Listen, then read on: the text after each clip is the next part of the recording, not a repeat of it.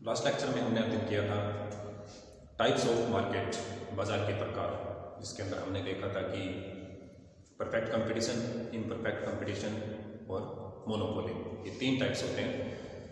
प्रतियोगिता के अनुसार बाजार के प्रकार होते हैं।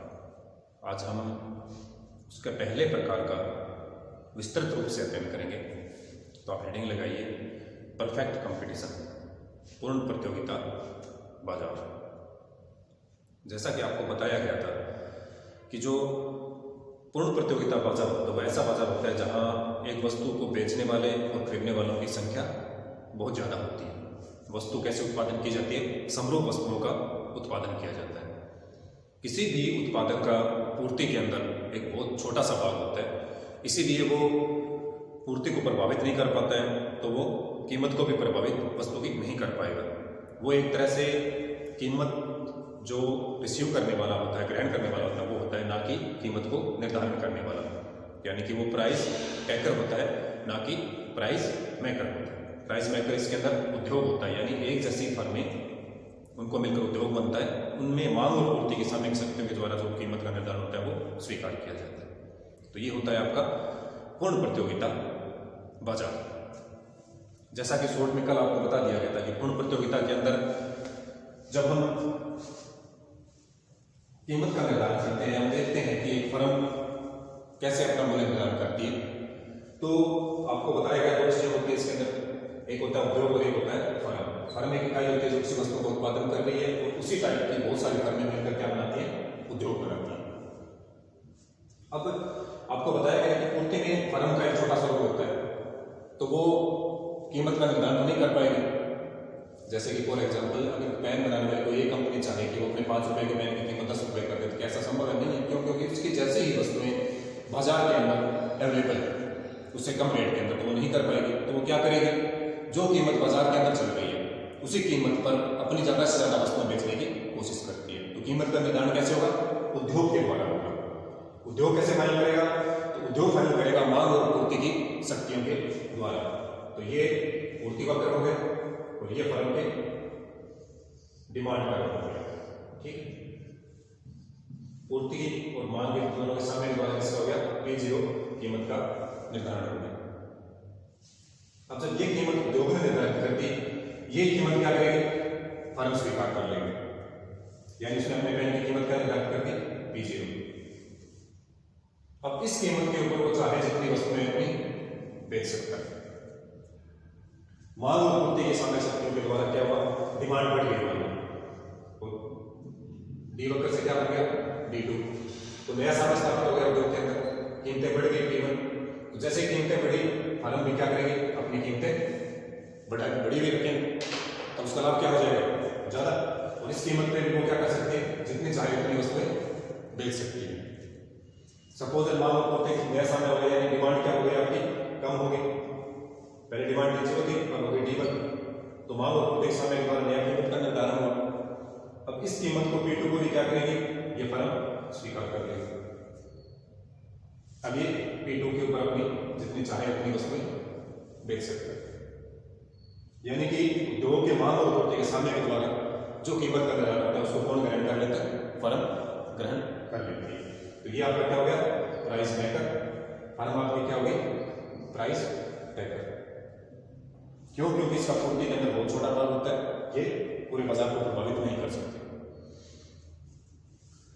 तो इससे हमने क्या समझा कि फर्म मूल्य को प्रभावित नहीं कर सकती। क्यों? क्योंकि उसका पूर्ति में बहुत ही छोटा पार्ट या नगण्य भाग उसका होता है। मांग वक्र पूर्णतया लोचदार होता है। अब आप देखिए फर्म का मांग वक्र कैसा बनेगा? ठीक है, डिमांड करो पूर्णतया लोचदार, यानी कीमत तो वही है, उस पर चाहे जितनी मात्रा बेच सकते हैं, कम कर सकते हैं। तो ये कैसा होता है? हॉरिजॉन्टल, जिसको कहा जाता है पूर्णतया लोचदार होता है। इसका मतलब क्या हुआ? निर्धारित कीमत पर जितनी चाहे उतनी वस्तुएं बेच सकता है, कीमत बढ़ा के या कीमत कम करके नहीं, दी हुई कीमत के ऊपर बेच सकता है। तो मांग वक्र इसका कैसा होगा? हॉरिजॉन्टल। और ये मांग वक्र इसका है, यानी इसके वस्तुओं की मांग की जा रही है, मांग की जा रही है, तो जो ये माल बेचे वो इसकी क्या हो गई? रेवेन्यू। तो ये क्या हो गया? हम कह सकते हैं कि R is equal to M।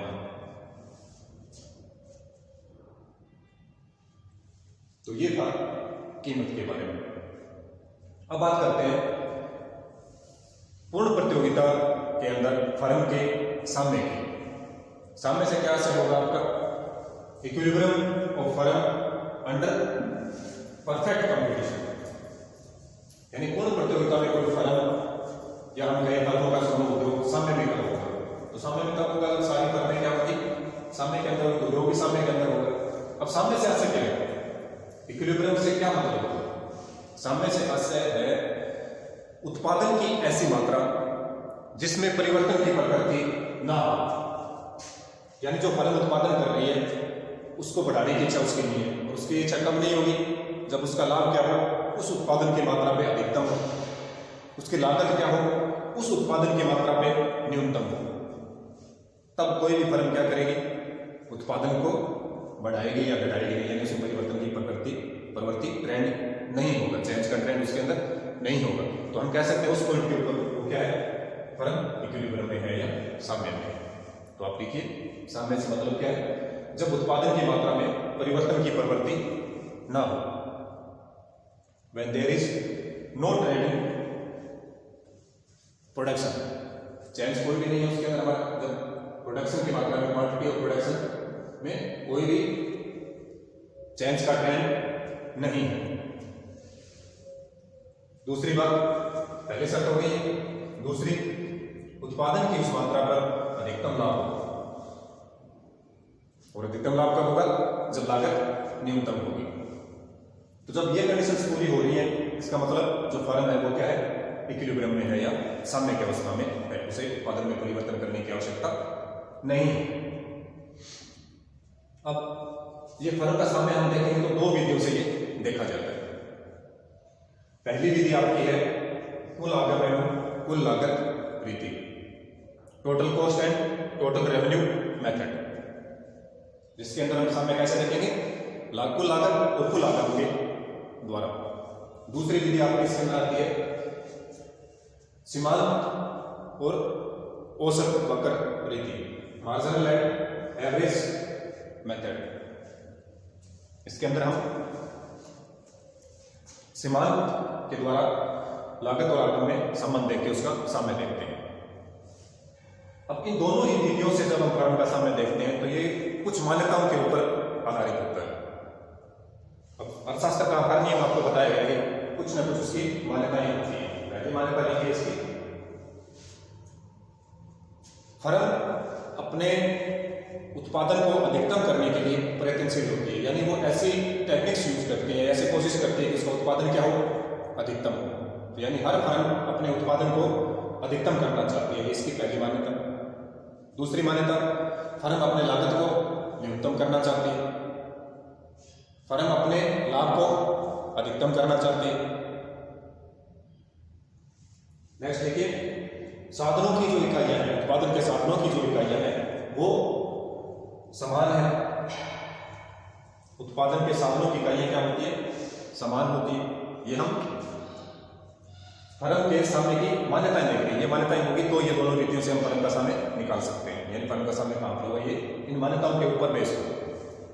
और लास्ट देखिए, पूर्ति पूर्णतया लोचदार होती है, यानी जो सप्लाई होती है वो फुल्ली इलास्टिक होती है। एक दी हुई कीमत पे आप जितनी चाहें उतनी मात्राएं बेच सकते हैं, बाजार के अंदर अपनी पूर्ति कर सकते हैं। कीमतों का, साधनों की कीमतों का फर्म को पूर्ण ज्ञान होता है। तो ये कुछ मान्यताएं हैं जिसके ऊपर ये दोनों विधियां सामने बताती हैं। अब बात करते हैं पहली विधि की, कुल लागत और कुल आगम रीति। ये मेथड क्या करता है कि फर्म का सामने काम पे हुआ, एक साधारण सी बात आप देखिए कि टोटल कॉस्ट और टोटल रेवेन्यू, अगर मैं ये साइन लगाता हूं, यानी कॉस्ट इससे ज्यादा है रेवेन्यू से, तो क्या फर्म सामने में होगी? कोई भी ऐसी फर्म होगी जो उसको जो इनकम हो रही है और उसकी जो कॉस्ट आ रही है, ये दोनों सिमिलर होनी चाहिए या अलग अलग होनी चाहिए। अलग अलग होगी तो अगर टोटल कॉस्ट ज्यादा है टोटल रेवेन्यू से, तो क्या यहाँ पे फर्म का सामने होगा? यानी आपकी लागत आपके आगम से ज्यादा है तो फर्म का सामने नहीं होगा। अगर दोनों बराबर है तो हो सकता है, और अगर टोटल रेवेन्यू ज्यादा हो एब्सोल्युटली हो सकता है। तो ये विधि इसी के ऊपर बेस्ड होती है। इसको एक डायग्राम के द्वारा देखते हैं हम।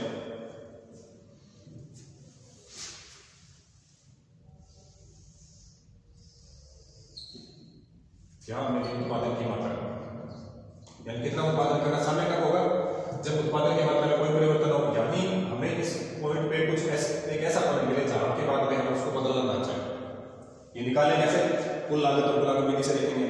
तो यहां हमने क्या किया, कुल लागत है और कुल लागत, total cost and total revenue हमने ले ली।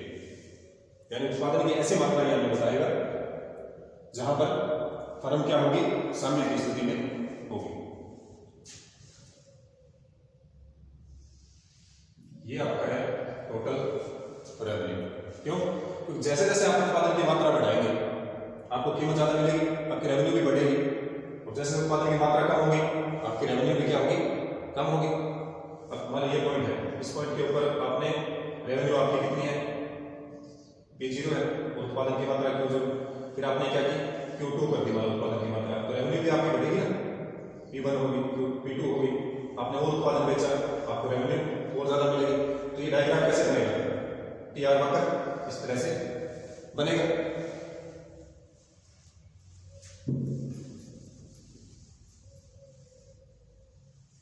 तो ये था हमारा TR वक्र। अब आप अच्छे तरीके से जानते हैं कि उत्पत्ति के 3 नियम होते हैं। शुरुआत में क्या होता है, उत्पादन क्षमता पूरा उपयोग नहीं होता, आपकी लागत क्या है, जैसे जैसे आप उत्पादन बढ़ाते हैं आपकी लागत ज्यादा होती है। फिर उत्पादन के साधनों का न्यूनतम सहयोग से पहले और साधनों के ऑप्टिमम कॉम्बिनेशन बनते हैं, जिससे लागतें आपकी क्या होती है, कम होनी स्टार्ट हो जाती है। ठीक है, एक लिमिट के बाद जितनी कैपेसिटी से आप अधिक उत्पादन करने की कोशिश करते हैं, साधनों का न्यूनतम सहयोग भंग हो जाता है, पूर्व लागतें बढ़नी स्टार्ट हो जाती है, तो वापिस लागत क्या होती है, बढ़ेगी।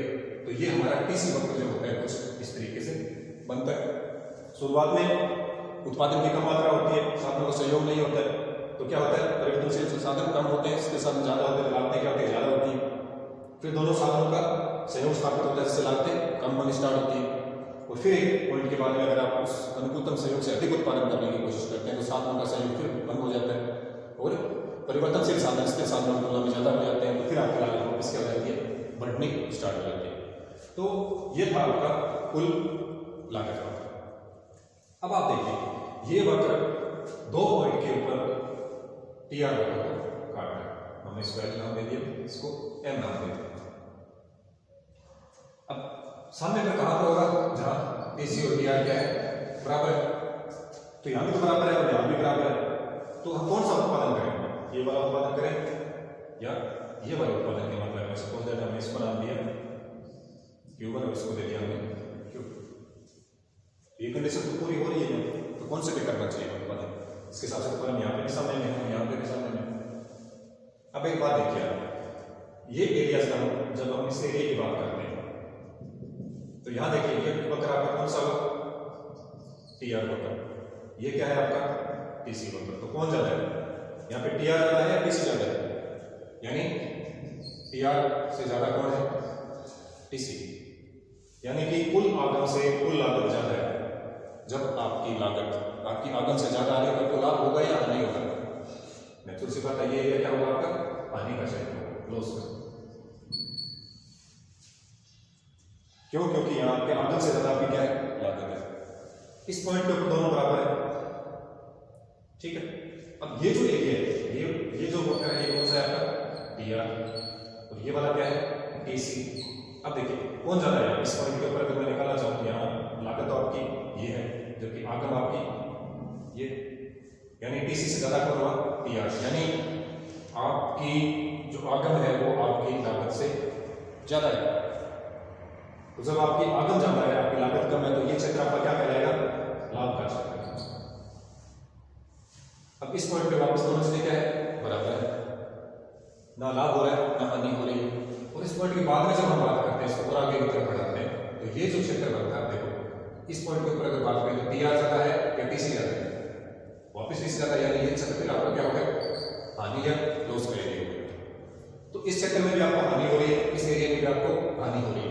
तो ये दोनों क्षेत्र में आप उत्पादन करते हैं तो वो अनुकूलतम संयोग तो नहीं है, तो फिर उत्पादन कहाँ किया जाए, तो उत्पादन इन दोनों पॉइंट्स के बीच में किया जाए, तभी लाभ होगा। अब इस एरिया के बीच में यहाँ तो ना लाभ है, ना यहाँ भी नहीं करना है, यहाँ भी नहीं करना है, तो कहाँ किया जाए, इसके बीच में कहीं किया जाए, कहाँ किया जाए, जहां दोनों में मैक्सिमम दूरी है, यानी टोटल रेवेन्यू अधिकतम कहां पर है और टोटल कॉस्ट न्यूनतम कहां पर है, उस पॉइंट के ऊपर आपको उत्पादन करना है। तो ये जो मात्रा होगी उत्पादन की, ये अनुकूलतम संयोग के उत्पादन की मात्रा होगी।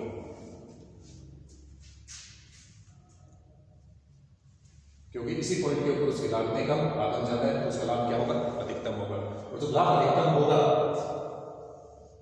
तो फर्म क्या होगी, सामने होगी, उत्पादन की मात्रा जिसमें परिवर्तन की प्रवृत्ति ना हो, और परिवर्तन की प्रवृत्ति कब नहीं होगी, जब लाभ अधिकतम होगा। लाभ अधिकतम कब होगा, जब लागतें न्यूनतम होगी।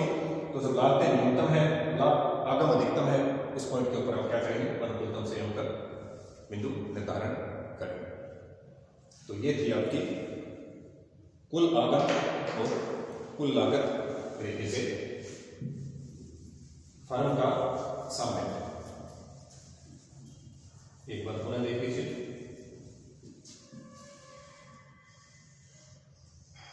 यहां हमें ली उत्पादन की मात्रा जिसका निर्धारण हमें करना है कि कौन सा उत्पादन किया जाए। यहां हमें ली कुल लागत एवं कुल आगम। कुल आगम अगर कैसा होता है, जैसे जैसे उत्पादन बढ़ाओगे आपकी आगम बढ़ती जाएगी, तो ये हो गया आपका टीआर वक्र। कुल लागत वक्र कैसा होगा, एक बार आप उत्पादन करते हैं तो लागतें आपकी क्या आती है, ज्यादा आती हैं, फिर लागतें गिरनी स्टार्ट होती है और अनुकूलतम संयोग के बाद फिर लागतें बढ़नी स्टार्ट हो जाती है। तो ये हो गया आपका टोटल कॉस्ट वक्र। अब हमें क्या देखना है, जहां टीसी क्या है, न्यूनतम, और टीआर क्या है, अधिकतम, तो उस पॉइंट से हम क्या मिलाएंगे, इसको नीचे की तरफ मिलाएंगे, और ये जो मात्रा आएगी ये क्या होगी, अनुकूलतम संयोग की होगी, क्योंकि ये क्षेत्र कौन सा है, आपका लाभ का क्षेत्र है, ये हानि का क्षेत्र है, और ये वाला भी आपका लॉस का है। क्यों, क्योंकि यहाँ पे टोटल कॉस्ट क्या है, टोटल रेवेन्यू से ज्यादा है, यहाँ पे टोटल कॉस्ट क्या है, टोटल रेवेन्यू से ज्यादा है। इन दोनों पॉइंट्स के ऊपर क्या है, आपकी टोटल कॉस्ट और टोटल दोनों से बराबर।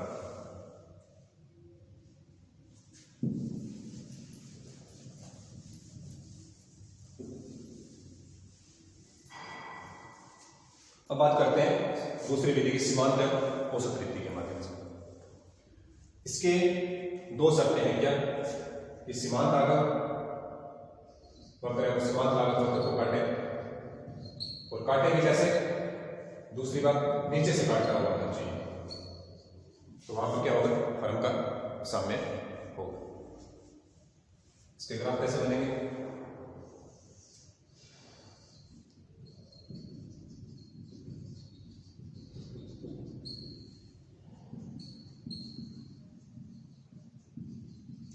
उत्पादन की मात्रा और यहाँ हमने औसत लागत और सीमांत लागत और सीमांत आगम हमने वक्र इस पे बनाया। अब इसकी कंडीशंस आपको बताई गई क्या होती है, फर्म का माल वक्र कैसा होगा, ऐसे हुए या वक्र कैसा होगा, ये होगा। सीमांत लागत वक्र कैसे बनेगा, कुछ इस तरीके से। औसत लागत वक्र जब गिरता हुआ होता है तो सीमांत से ज्यादा गिरेगा, और फिर ये बढ़ना स्टार्ट हो जाएगा। अब आप देखिए हमारी कंडीशन क्या थी, एमसी वक्र एमआर वक्र को काटे, तो ये आपका एमसी वक्र है, और ये एससी और एआर, और सॉरी ये है आपकी एआर और एमआर वक्र। अब देखिए एमआर वक्र को एमसी वक्र का काट रहा है, इस बिंदु के ऊपर काट रहा है, अक्सर पूरी हो रही है, दूसरा कहां पर काट रहा है, यहां पर काट रहा है, ठीक। तो समय निर्धारण कैसे होगा, जहां एमसी करो एमआर वक्र को काटे, तो ये दो पॉइंट हमने ले लिए। अब ये वाला जो एरिया इससे क्या होगा, लॉस होगा, यहां दोनों बराबर है, तो ये आपका क्षेत्र कैसा होगा, लाभ का क्षेत्र होगा। अब चूंकि ये काटता हो लेकिन नीचे से काटता हो, ऊपर से निकल इस एरिया से आएगा, तो ये तो हानि उठा के है, और हानि उठाते हमने सामने निदान कर दिया तो लाभ तो कमाए। तो जब इस एरिया के अंदर वो चलेगा तो वो लाभ कमाने के बाद भी इस बिंदु को पहुंचता है। तो ये वाला जो पॉइंट होता है ये फर्म के सामने का बिंदु होता है। अब इस वक्र पे जब आप देखेंगे तो जो एसी वक्र है और जो आपका एआर वक्र है इनके बीच में डिफरेंस क्या है कि आपका ए वक्र और एसी यानी एआर भी क्या है एसी से ज्यादा है, तो आपकी रेवेन्यू भी क्या है ज्यादा है इससे एवरेज से भी। और सीमांत लागत वक्र सीमांत लागत वक्र को कैसे काट रहा है नीचे से, इस बिंदु के ऊपर क्या होगा फर्म का सामने निर्धारण होगा। ये पॉइंट न्यूनतम हानि का बिंदु तो ये भी है, लेकिन इससे पहले आप हानि उठाते हैं इस क्षेत्र के अंदर आप ये कोई निदान नहीं कर सकते। यहाँ पर आप लाभ कमाते हुए जाएंगे फिर आपकी न्यूनतम हानि की मात्रा आती है। तो ये जो क्षेत्र होता है ये उत्पादन की संभावना का क्षेत्र होता है। इस तक आप उत्पादन क्या कर सकते हैं विस्तार कर सकते हैं।